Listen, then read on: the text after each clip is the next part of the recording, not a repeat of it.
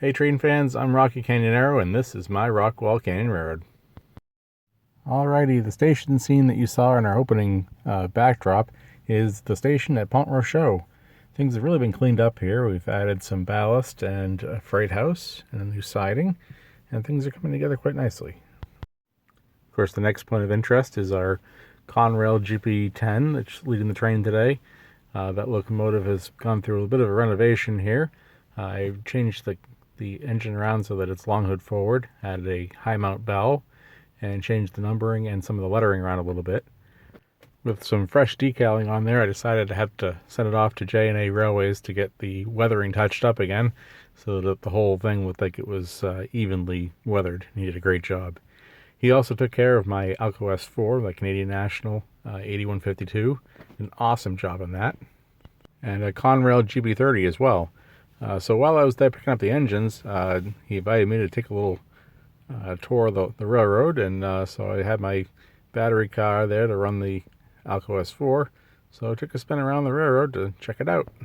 And here's how it goes. So the layout is mostly on ground level. It's on a bit of a sloped area, and this is going through kind of his main yard section, and then curving off over here over a brand new truss bridge. Big 6-foot long truss bridge, carries across a little depression in the yard, and then of course around a nice horseshoe curve up towards the entrance to the railway.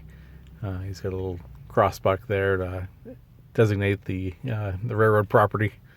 Another new little bridge that he's added here. Very high detailed little girder bridge, and of course the bridge from another angle. So a big thank you to J&A Railways for inviting us over and for doing great work on the engines. We look forward to seeing how the layout progresses. Okay, so back over in Rockwall Canyon, our first gen Jeeps are still making their way over to Bloomington. They got a pretty good sized train here.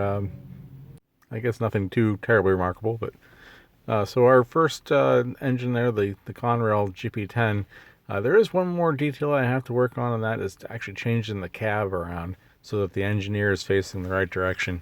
It's one of my least favorite things to do with these USA Trains engines is take apart the cabs.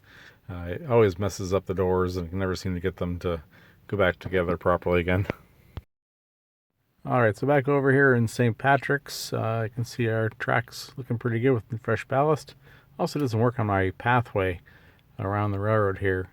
I have a big loop of gravel that goes around the back behind the garden and kind of mirrors the horseshoe of the railroad. It doesn't go quite as far back as the tracks, but it's handy when you need to get around quickly to have a nice smooth pathway to get out there. Also good for bringing materials out. I can bring the tractor out there really easily. And the kids can ride their bikes and stuff down there, which is kind of fun. So here comes our train into St. Patrick's on the newly reworked bench work. Remember that used to elbow the opposite direction. And now we have a much more fluid operation down here. The track really seems to fit the terrain a little better than it did before. And it's a better use of the space. I'm really happy with how this has turned out down here.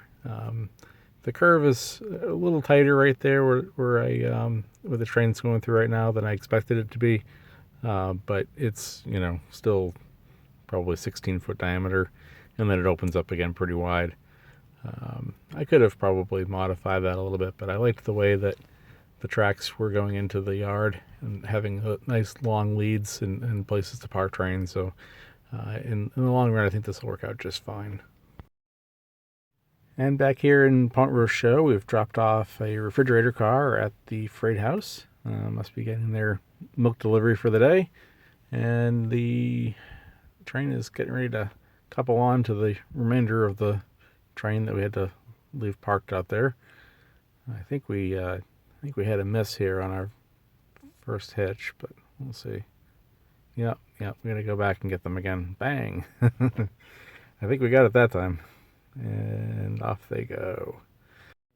So I gotta say I'm pretty pleased with how that worked out here. The station is on a fairly level area, so I can park the train and not have to worry about the cars rolling away. The siding is fairly level. There's a little bit of a curve to it, which gives a little bit of interest. But overall, it's a pretty simple scene, and it'll allow me to add a little more detail in the future. But it's a great canvas at the moment here. So here we have our Conrail GP30. I also just came back from getting weathered. Just a really light weathering of that engine. Didn't need a whole lot. Just kind of picking up the highlights.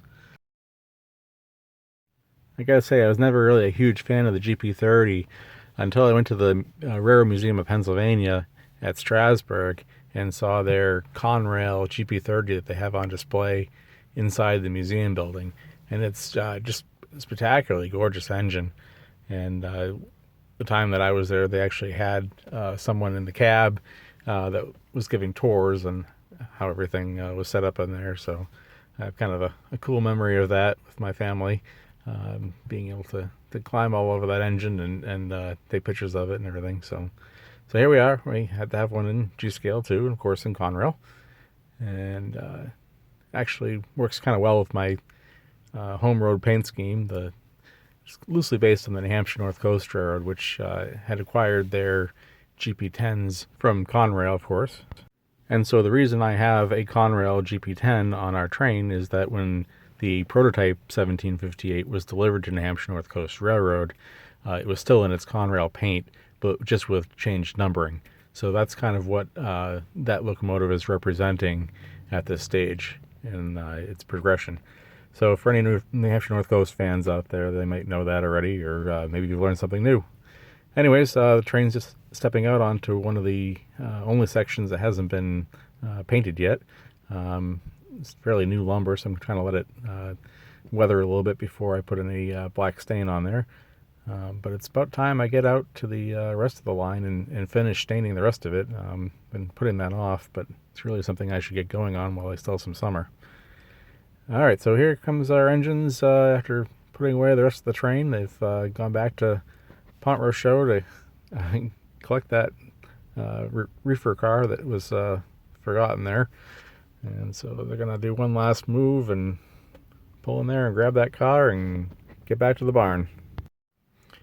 So as the warm season starts to wane, it's not over yet. Now that it's approaching September, the weather's actually a lot more conducive to getting outside work done. It's less humid out, temperature's cooler, the sun isn't as strong. So very often this time of year is when a lot of the heavy work gets done. So we'll see what I can accomplish in the next few weeks here. And hoping to have some open houses too. We'll see what happens with that. But anyways, I hope you enjoyed today's episode. I'm Rocky Canyonero, and that's how we do trains around here.